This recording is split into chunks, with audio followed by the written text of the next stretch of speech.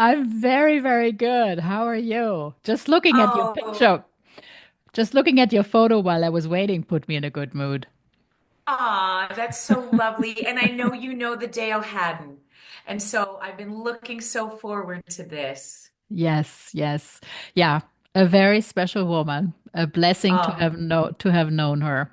To still know yes, her. I I feel the mean, same. she's still around. Yeah, Yes, yes, I know, I absolutely. know. So I'm so excited. Tell me everything. Yes. What do I So need to so know? I am excited about you to be here. Shift Happens is a podcast I started because I thought, especially, I mean, we all of us were just sprinting through life, right? And everything needs to be so fast, and big moments happen, pivotal moments happen, turning points happen, and we just race on. And I thought, why not, take a minute to pause and reflect on something that was truly pivotal, and why was it pivotal? And yeah, so these are conversations I started to have with women from around the globe, which is really fascinating.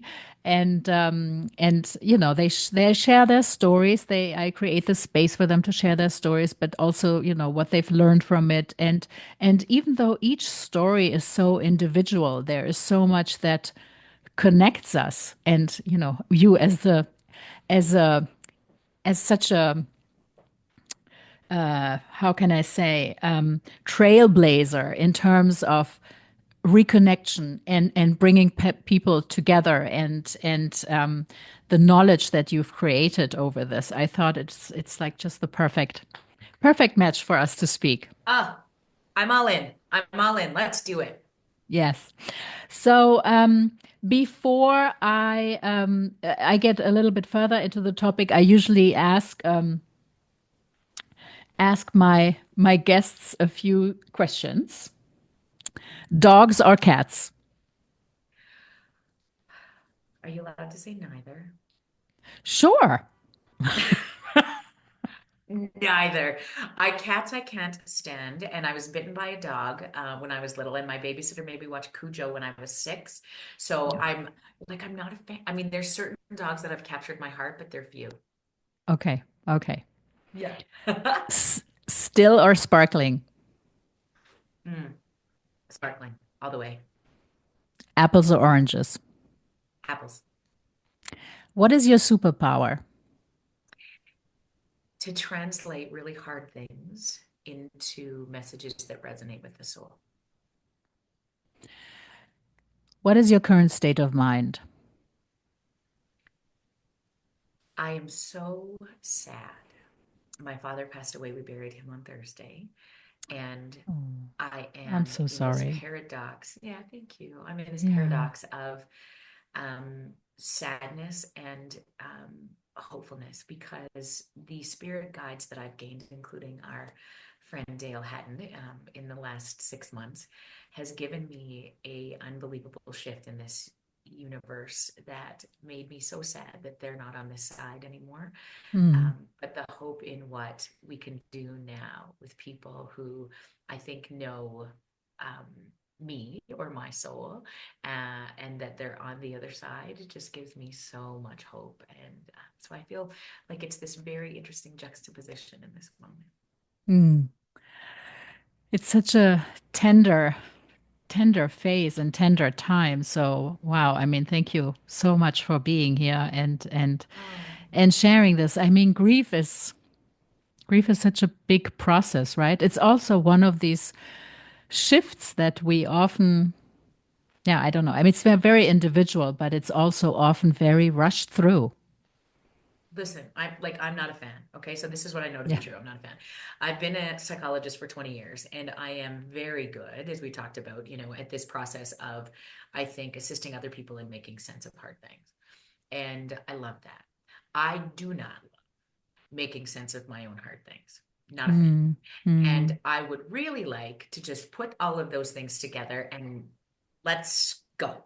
Okay, we got it. mm, So, mm. what I love and hate about grief is that it is such an asshole because just when things are going so incredibly well, and I mean, yesterday I was in my body and thinking, like, all right. Well, I got this this. is okay. I can talk to dad whenever I want, and I'm ready. I had the kids at lacrosse, and they were singing, and I was laughing, and all the things were happening. And then this morning at 3:30 in the morning, at 3:03 actually, I woke up and I was like, I cannot remember crying that hard, um, ever, maybe. And, I'm a 49-year-old woman, and I think who understands a lot about this process and the necessity of leaning into emotion and feeling emotion. And I had no say in how that was going to happen in Hmm. in my body. Hmm. And I am so amazed at how many people I dislike right now, particularly 70-year-old men who look healthy. Hmm. Anybody right now who has a dad, not a fan. Anybody Hmm. who's speaking about doing things with their father, including my own personal husband, who right now is with his dad and his brothers, and I don't even want. I'm mad. Hmm. That I Hmm. think they're all assholes, actually. Hmm. And like it's just so fascinating Hmm. to observe it and be on the ride all at the same time. And so I'm grateful for it, but I'm blown away by it. Yeah, yeah, yeah. I mean, it's a roller coaster. It's a of abused word almost, but it really is Yeah, yeah, but it's up and accurate, down and isn't it? criss and cross. Yes, yes, absolutely. Yeah, and one has to give in. And I'm wondering if if the struggle to go with the emotions also is connected to the loneliness epidemic that you detect is here, and because we've become out of touch so often with ourselves, with what should guide us, certain natural rhythms. It's a lot that distracts us, no? Oh, Claudia, you're so right. And here's what I know to be true. Okay, so there's two rules to this human race. All right, so Hmm. whoever created us, it doesn't matter to me what you believe, right? Or Jesus or Buddha or Yahweh or the creator, the Big Bang. It doesn't matter to me how you believe we got into this human existence. We are way more alike than we are different. We all started in exactly the same place. And whoever or whatever created us said, in my opinion, in my mind, said there's two rules. Okay. Number one, I'm going to make you neurobiologically wired for connection. Okay. You disconnect from infants, they die. We will not automate relationship in the vast foreseeable future. So, despite the fact that we are very, very enamored by AI in this season, the only AI that will matter if you want Hmm. to create a successful business or stay connected in your family is authentic interaction. Full stop. Okay. So, we are number one rule, we are neurobiologically wired for connection. Okay. And then the second rule of whoever created this sort of like threw a curveball. And we're like, despite the fact that you're neurobiologically wired for connection, the hardest thing you will ever do is look at each other. Hmm. Yeah, And that started the great human experiment. And we have never had so many opportunities to look away. yeah, We are the true. first generation of people who are dying faster from emotional illness than from physical illness for the first time in history. Yeah. I am amazed mostly that in just two generations, our great grandparents looked at their children 72% more of the time than we look at our babies today. And you can't tell people how to be Hmm. amazing or how to Hmm. mourn or Hmm. how to regulate emotion. You Yeah. have to show them. Hmm. And we have never been this out of touch with each other. And the hardest thing we will do is sit and have a conversation like this, is look into the eyes of the people we love, the people we Hmm. lead. Hmm. As a psychologist, I can do this all day long. You want to Hmm. bring me your partner or you tell me your kid's messed up? Oh, I can, oh, yes, tell me more all day. I Yeah. walk through the door with my personal husband who tells me that he's tired or worn out or he thinks our kids are awful or whatever. I want to throat punch him. Yeah. Hmm. Hmm. You bring I worked on a psychiatric inpatient unit for kids. Hit, kick, bit, tell the F off. I love them all day. Pour my heart into them. I come home through the door and my own personal children say to me, "Hey, what's for supper?" I'm like, "You are you kidding me right now? Obviously, you're going to be your drunk Uncle Richard. You're going to jail. I have failed. I shouldn't have married your father." Yeah. What I think is happening the most is that we haven't lost our ability to be great humans. We're losing access to the best parts of ourselves because we've Hmm. never had this much noise.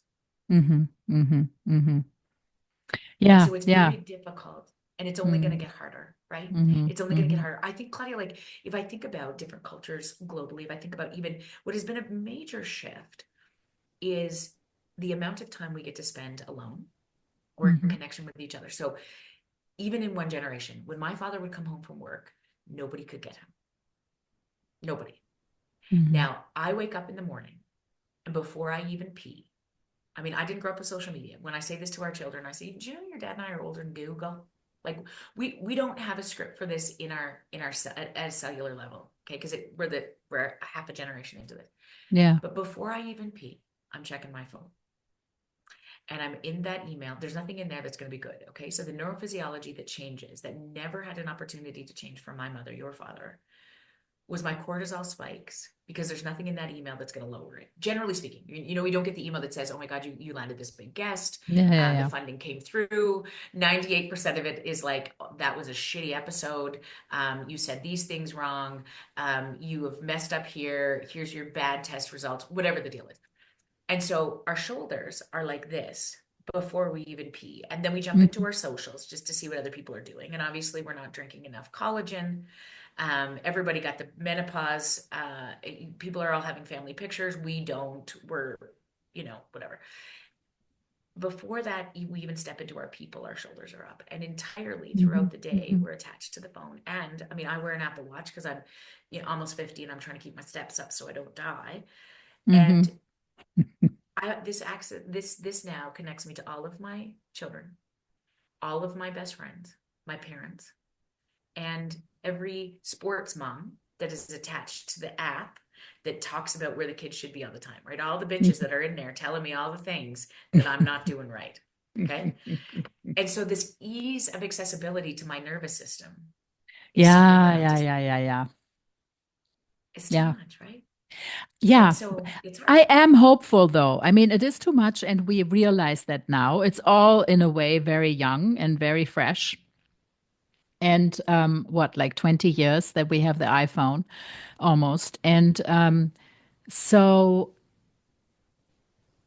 I am hopeful that we are now, discovering that this is not a good path to continue on. Yeah. I mean, it's difficult, but, bridges are being built. I mean, people, finally are much more open and perceptive that for children we need to regulate the use of phones, or whatever gadgets, and so on and so forth. But I'm doing these salons, and I've started them many, many years ago in New York City, and I invite people into my living room because that's something that people don't usually do in New York City, to Beautiful. invite. Yeah.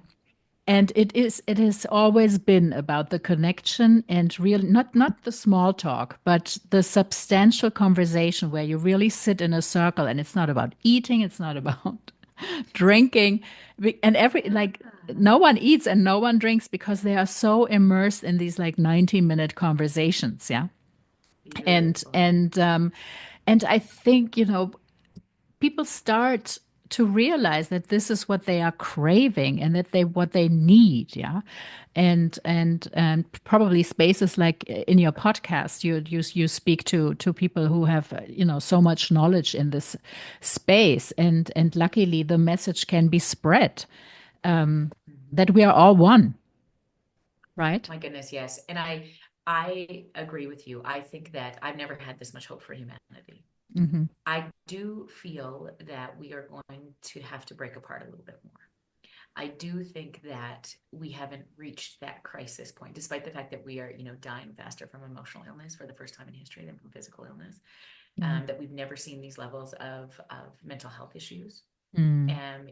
in children, in young mothers. It's staggering, and the data is irrefutable.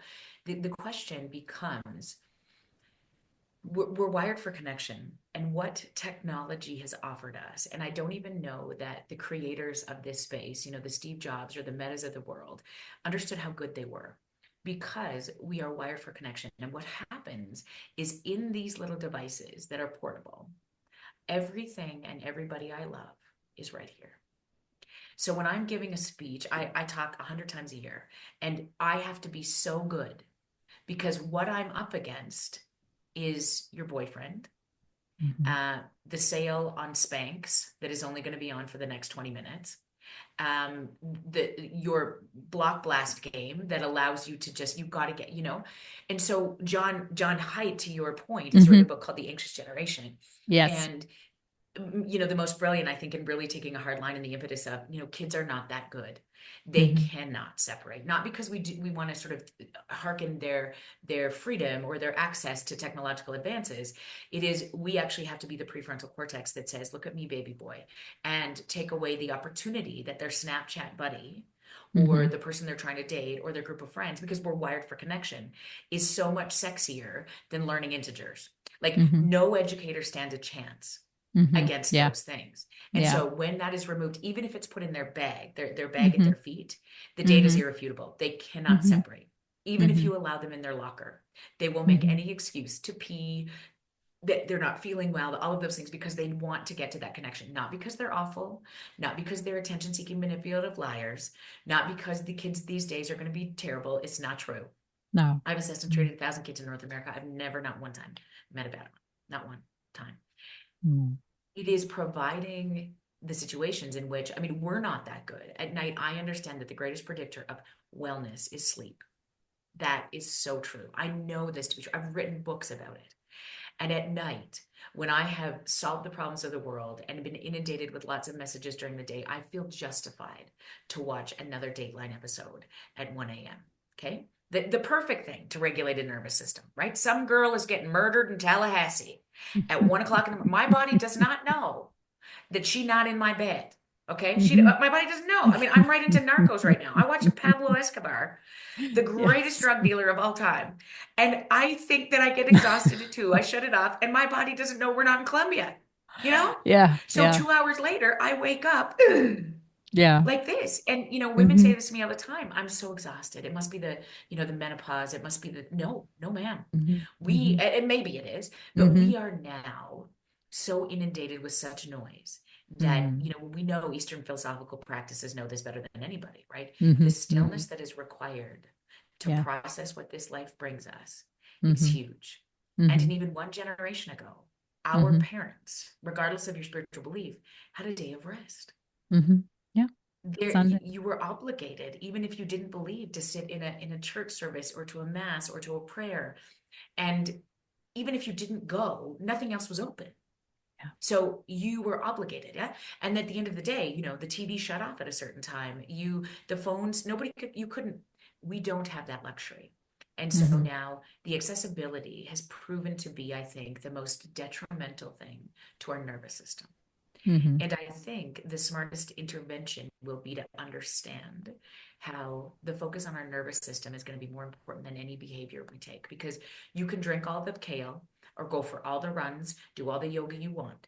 But if you're doing that in a dysregulated body, it is a waste of time. Yeah. Yeah. Yeah. Yeah. So true. So, what is one of your what's one of your favorite talks that you give? Like, what I is the think bandwidth of topic that you cover? I think, okay, so I fell in love with your friend of mine, Dale Haddon, and we started talking about the importance of looking after the big people. If the big people aren't okay, the little people don't stand a chance. Mm-hmm. And she and I were both at the UN at the same time, the head of the Mm-hmm. General Assembly this year. We were speaking about what do we think the world needs Mm-hmm. to shift in this mental health crisis, this loneliness epidemic. Because again, I don't think we're in a mental health crisis. I think we're in an understandable human response to a loneliness epidemic. Mm-hmm. And the response for me is really around investing and not in the people needing the services or the care, but the people doing it. Mm-hmm. If teachers aren't okay, if parents aren't okay, if police officers aren't okay, and historically we have focused on those who need the services, which is makes sense to me. Let's make sure the kids are okay in schools. Great. Every department of education that I spoke to now globally, I would say, fantastic. What do you have going on for the children? Oh my God. Oh, everybody got a Chromebook. We got the whiteboard. We got the 1, 2, 3 magic. We've got zones of regulation. We've got this program, Leader and Me. We're doing all the things. Fantastic. Mm-hmm. Oh my gosh, you guys are so brilliant. What are you doing for your educators? Well, um, we do a potluck. Mm-hmm. Holy nothing says you matter like bring your own food. Okay. Mm-hmm. Mm-hmm. If we don't invest in the mental health of police officers, they Mm-hmm. will not be able to continue to serve the most dysregulated among us. The only reason a police officer is called is when somebody is emotionally dysregulated. Mm-hmm. It is a breeding ground for racism. because the most marginalized tend to be the most dysregulated. You cannot give away Mm-hmm. something you've never received. If you've been told you're awful your whole life, it is very difficult to stay calm in times of distress. So, what you need is somebody to help you do that. If we Mm-hmm. don't look after the helpers, if we don't invest in the emotional regulation of those who will need to be the regulating others, we will not serve the next generation well. And so, if I could serve, or, Good if I point. could pick three, if I could pick Mm-hmm. three, I'd pick parents, teachers, the education system, and first responders. Mm-hmm. Mm-hmm. I would speak vehemently on any stage around the world to any government official and explain clearly that the emotional regulation is going to be so much more effective in Mm-hmm. understanding the neurophysiology of humans, right? Because we're way more alike than we are different. Mm-hmm. We like it best when people are calm. If Mm-hmm. you've ever been married, if you've ever looked at your child and are proud of them, we are happiest when we are regulated. And the only way you learn how to do that is in relationship to another person.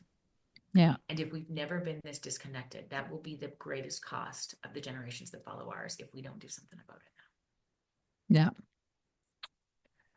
Well said. now. So, yeah, no, you're absolutely right. Um, Going back to your shift and to your that you shared with me beforehand, it's such a fascinating story about discovering your biological sister. Oh my goodness. Yes. Yeah. And yeah, I mean, if you could just share a little bit about that, and also how did you how did you discover her, and how did it make sense to you? Oh, Lord. All right. So I'll paint the picture for you. So I grew up in a little town in Canada, a little farming community. And my parents, as far as we knew, were high school sweethearts. And they grew up, 6 farm miles from each other. And so their parents were good friends. They were good friends. At 14, their first date was gopher hunting in the pasture between their houses. Hmm. And they went to high school together. And unbeknownst to anybody, at just after they were young teenagers, but I think 18 maybe, they got pregnant. And both of them were very staunch Catholic homes. And so they decided to bound my mom's belly and not tell anybody. And so I don't know how they did this, but the story is really, I'll save you the details. But dad found a home for unwed mothers for my mother.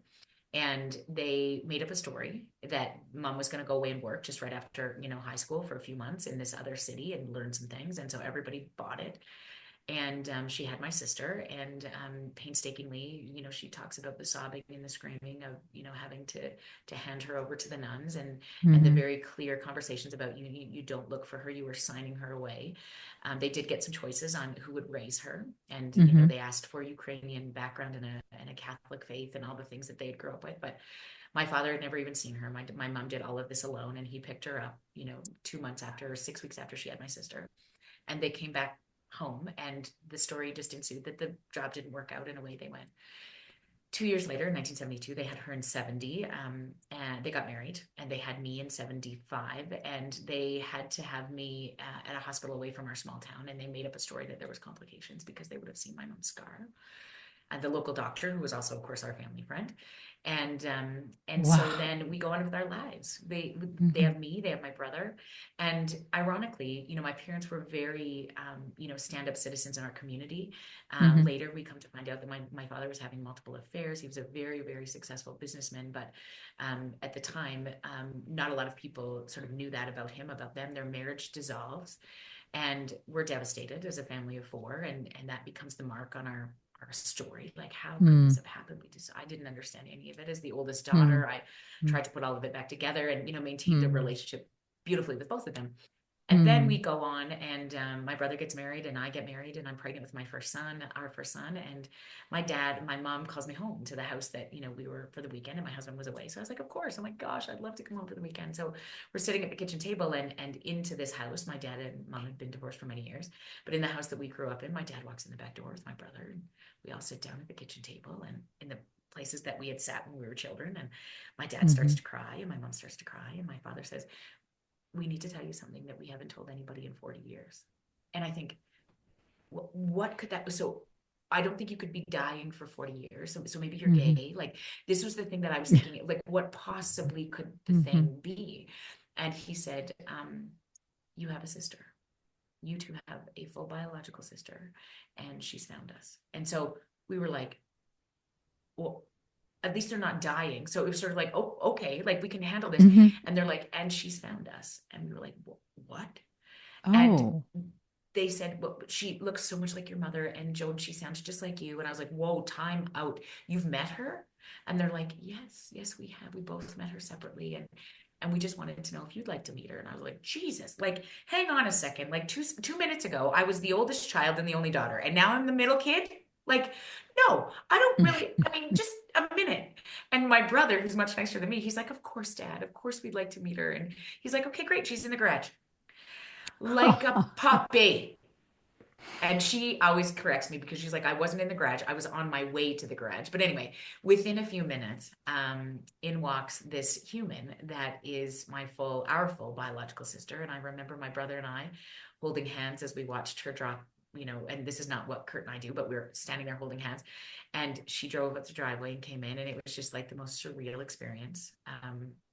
And she's remarkable. She grew up 2 hours from our front door.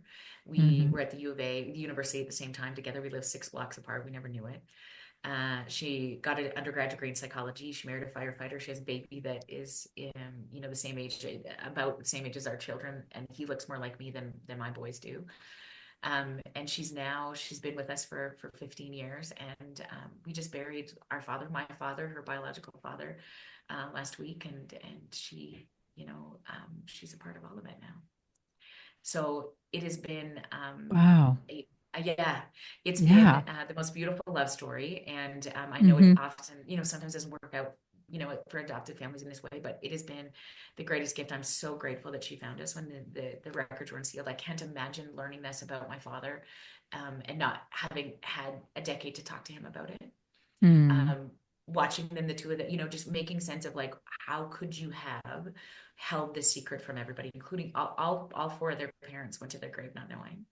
Mm. And I'm just so grateful that as their children, we got to process this together and Yeah. put some pieces back together about, Hmm. how it must have been hard for them to look at each other. We talked about Hmm. this great human Yes. rule of how do Right. you hold something so sacred and Hmm. into the eyes of somebody that Hmm. you share this big chasm with. And so many of the pieces started to fit once she Hmm. found us. And just even, my longing to speak about human connection. I've Yeah. written books on it. Like, it Yeah. just all seemed to make a lot of sense for me. So yeah, it's been the greatest gift of all time. So the connection, when you then, grew into the fact that you had your sister and you got to know her, was there like a feeling that you, I don't know, did you grow up having a feeling like sometimes one has these like unconscious nudges of something? Yeah. Was that ever, I do you think that was there, or did it come afterwards after you met her? Yes, Because it was, yeah. for sure. I'd lie if I would say, like, of course I would, I think, always say I wish I had a sister. And I can't imagine what those conversations were like for our parents. But I don't ever, it never felt like anything was missing until we found Mm, her. mm, And then it felt complete until she mm, found us. mm, And I still feel a little bit like, and we've talked about this openly, but I feel jealousy. I feel um mad, kind of, she's, even in this process of, when my father dies and she's there as we walk, him home, I'm like, you don't, no, no, no, no, no, no, no. Step back just a wee bit, right? Like, mhm, this is also not your full job right here. And what I love about her is that she's so healthy. mhm, She's so available for those hard conversations, and mhm, I'm so grateful for her parents for giving her just such mhm, a great gift, because mhm. she was raised by a beautiful family. And she was raised as, a very strong daughter. So two of us coming together is really interesting in this lifetime because we both navigate things very similarly, but we're so different. I mean, she loves to cook, she loves animals, she loves all of those things, and I'm just like, not. And so we're so alike in so many ways, but it's a very nice fit. And I would say sometimes, like, it doesn't even feel like necessarily a sister. It feels like a cousin sometimes. Like, there is this undeniable connection between us. Our mannerisms, like, Claudia, if you see us in the same room, like, people get us mixed up. Mhm. which I don't Mhm. see to the same degree. But at my father's funeral, somebody was talking to her thinking it was me, like to Mhm. that degree. And so Mhm. our mannerisms are very the same. She's got dark hair and I'm blonder, but other than that, Mhm. it is apparently uncanny to people. And I even said this, to her last week, like, I don't know if we were walking around the campus where we would have been many times, that if had I passed her, I would have been like, you look like me. Because I still don't feel like that. I feel Yeah. like now that I Mhm. know, right? But Mhm. Yeah, of I course. don't Mhm. feel that connection with her. I feel like there's something bigger in that universal connection Mhm. that the reason she's here is not Mhm. maybe just about her and I. It's about this whole system for sure. Mhm. And then there's this whole topic, right, of family secrets, which is another topic that is connected to connection and to communication. Why is it so difficult to reveal? Why do we miss a certain point in time where it would make sense to share, or why do we struggle with the fact of revealing? And then it's so much easier to sweep it all under the rug and pretend as nothing has changed. Yeah. And it's so interesting, Claudia, because I asked my mom just recently, like, had Valerie not found us, had and I like I'll preface Mhm. this by saying that I adore my mother. I don't know that there's a soul that I'm more connected to on this Mhm. planet.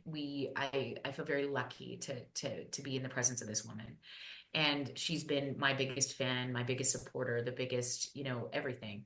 And I can't imagine not knowing things about her, Mhm. especially something this intimate. Now, watching her navigate the divorce, all the things, she's never one time would she have ever considered telling me or anybody else that her and my dad who ended up hurting her so much in this process or broke promises in this process, never one time. The integrity of this woman is really interesting to me. That was a promise that she made in a 17-year-old body or an 18-year-old body, I guess, by the time Valerie was born, and never that was never going to waver, no matter what. Even as she sat at the deathbed of her own mother, no. And I said to her, even when, let's just say she didn't find us, okay? And we're there, you're 82, I am sitting with you. Would you have said to me? She's like, absolutely not. Mhm. That was the problem. And so just watching her turn into that 17-year-old girl again, like that, there's nothing in her body that Mhm. would have suggested that would be helpful for her as a now 75-year-old woman to ever reveal that. Huh? And it's powerful to me how those secrets hold where they were stuck.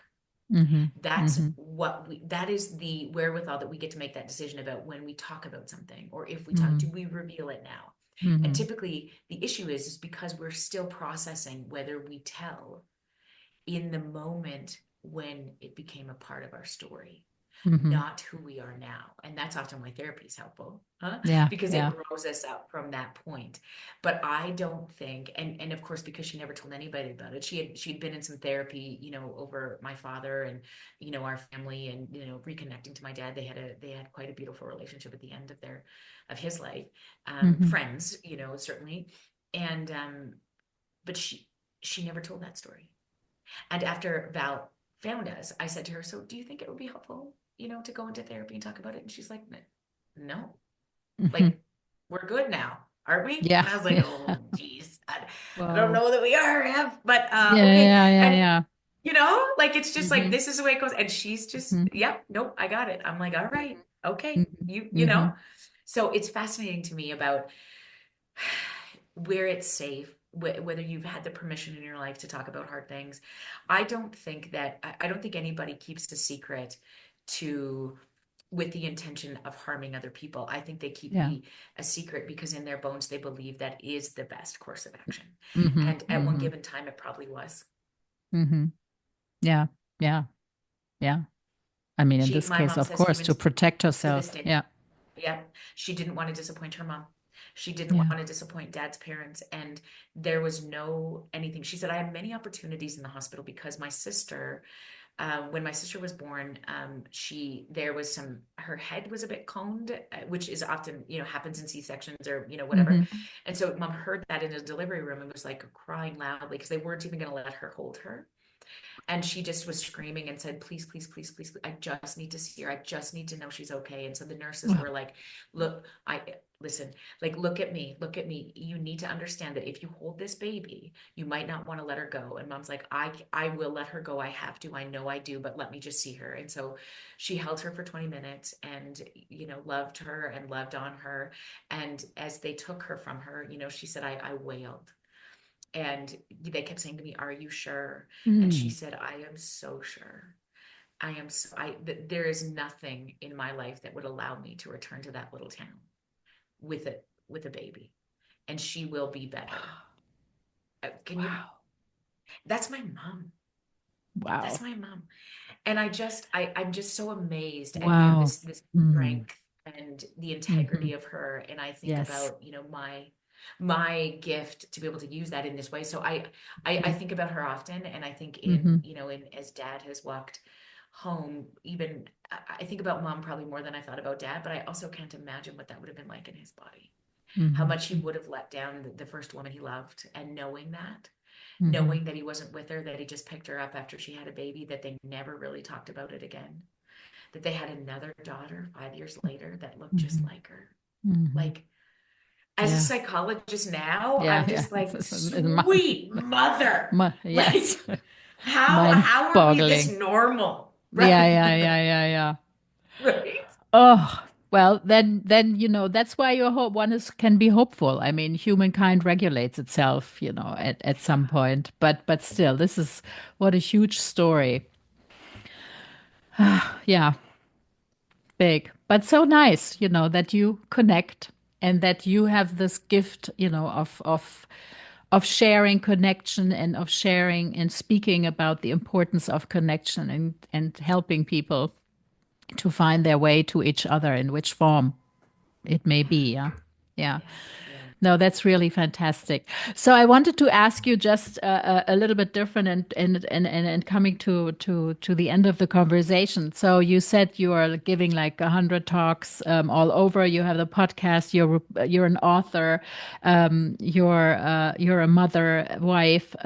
So how do you balance yourself? Because you spoke of the nervous system and regulating the nervous system. What do you do to really take care of yourself and recharge?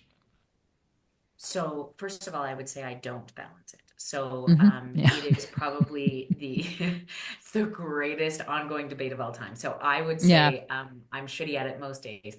But what I do know to be true is that it has to start from the inside out, and Mm-hmm. that it is never an end game. Mm-hmm.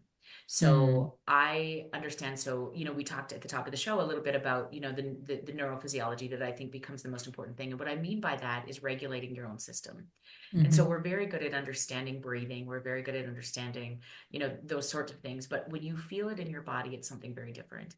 And so for me, it starts a lot in the shoulders and in the tongue. The Mm-hmm. most primitive response to stress is when we slam our tongue to the roof of our mouth. So what I often say to my patients every time I get to speak, in corporate, I always want you to think about where your shoulders are. Mm-hmm. And in this world where there's so much noise, what happens is that we prepare for battle when we get the email notification, when we get the watch buzz, when we get Mm-hmm. the things that used to just be, watching the tiger come over the hill, or, the guy, the soldier. Now we are instantly like this. So the vast majority of us, Claudia, spend our days with our shoulders here. I'm showing you my Yeah. shoulders up Mm-hmm. and our tongues at the top of our, because we get so much cortisol. Okay. So Mm-hmm. the reverse engineer to that, I think, is going to be a much more a focus on the neurophysiology. So being very clear about where your body is at in time and space, and Mm-hmm. putting little reminders. Like I often say to people, put the word shoulders on a sticky note and put Mm-hmm. it on your bathroom mirror, put it on Mm-hmm. your computer, and put it in your car. And Mm-hmm. every time you see it, all I want you to do is draw them. I want you to give your body the message that it isn't under siege, Mm-hmm. that it is safe in this moment, that we will Mm-hmm. navigate those messages in due Mm-hmm. time, Mm-hmm. that people can wait in our email. Even though they have instant access to us, our body matters first. The safety that it feels matters first. The indications that we're not safe, right? Because we're hooked to everything and watching Dateline or Pablo Escobar at 10 o'clock at night, would indicate to our body that it isn't safe out there. And the Mm-hmm. antithesis to that is going to have to be done on overdrive. So that's Mm-hmm. the first thing for me is that like I know that if I'm not okay, the people I love, the people I lead don't stand a chance. And that is bigger than just self-care. That's bigger than a bubble bath Mm-hmm. and Yeah, yeah. having a nice glass of wine. It is really about, am I doing enough work in a day to drop my shoulders, to Mm-hmm. ground myself? Because if I'm not doing that for me, everybody I love doesn't stand a chance. So that's number one. And then the second thing for me is the inside has to then turn out. Mm-hmm. How am I giving it away? And I know I'm best when my empathy is high. When I'm shitty to everybody else, it isn't their problem, it's mine. Mm-hmm. Because I've lost access to the best parts of myself. I mean, I say this all the time. I wrote a best-selling parenting book. It is so fucking good. Every time I read it, I think this should have been the New York Times bestseller. If you watch me with my own personal children, you wouldn't buy the book. Okay? Mm-hmm. Because Mm-hmm. this isn't about our ability to be great, it's access to Mm-hmm. it. Mm-hmm. And the noise and the burnout and Yeah, the such a good this point. Mm. inundation of social media, right? Like you should have had a dolphin assisted pool birth, and if you didn't, your kid has ADHD. Like though that we have constant access to that shit all the time, Dolphin assisted pool birth. Okay. right? But isn't it, you're breastfeeding your baby, you're full of hormones, you're rocking at 2 o'clock in the morning, and you have access to 48 million people saying stupid shit like that. Yeah. How do you ever then the next day go to your group of friends and be like, I I don't like my kid. I Mm-hmm. actually I want to get off the motherhood train. I didn't have a definite. I think they're done. Like I Mm-hmm. didn't. I use drugs. I'm feeding Mm-hmm. them formula. Like all of the things. And so I think that it becomes very unsafe in our environments because we're in this place that would suggest we're not doing anything right, particularly as parents, particularly Mm-hmm. as female entrepreneurs. Like all of those Mm-hmm. things where we Mm-hmm. see Mm-hmm. people shrinking the most these days. And so I think it's sort of a three-step process for me. It is like going in first. Where's my Mm-hmm. shoulders? Where's my Mm-hmm. tongue? Can I give myself that gift as much as I can in the run of a day? When I'm in that space, then give it away. Wave at my neighbor, give people compliments, notice the Mm-hmm. good in humanity. And number three is do that on repeat. Do that what? On repeat. Oh, on It's repeat. Yes. Yes. go in, go out, go in, Yes. go Go out. in, go And in, that go out. Yeah. it's really that simple. Like the waves. Yeah. Yeah, it's Yeah. really that simple. It's nothing new. We just know it to be true. We just got to get back to it. Do you ever have a moment where you feel all sluggish, but you know that you need to be energetic, you need to go on stage, you need to Always. always. Hmm. What do Yeah, you I think do? it's What's a your constant battle. I think that the thing that snaps me back the quickest in my most tired moments is the recognition of the privilege it is to be in this body. hmm As a white, straight, able-bodied woman, I am one of the most privileged humans on this planet. hmm And even in my worst moments, I am one of the most blessed humans I know. And it's okay that I'm tired.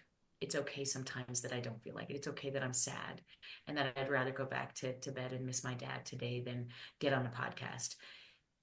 I have been given the gift through, I mean, in this particular case, the most sacred human that, you and I both know in Dale, hmm what a gift it would be to get to hmm know you today.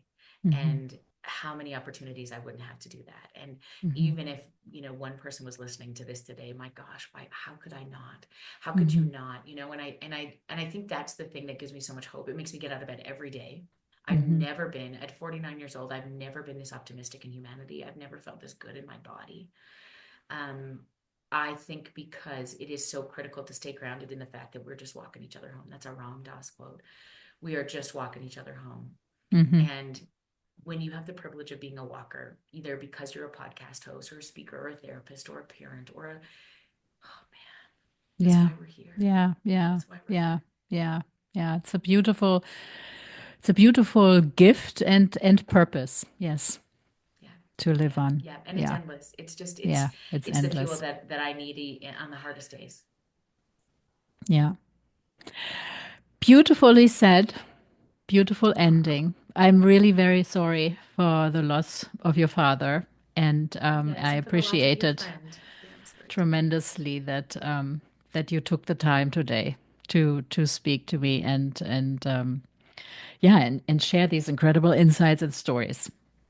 Well, such an honor. Thank you for having All me. right, thank you so much, and yeah, I'll be in touch when we will air this.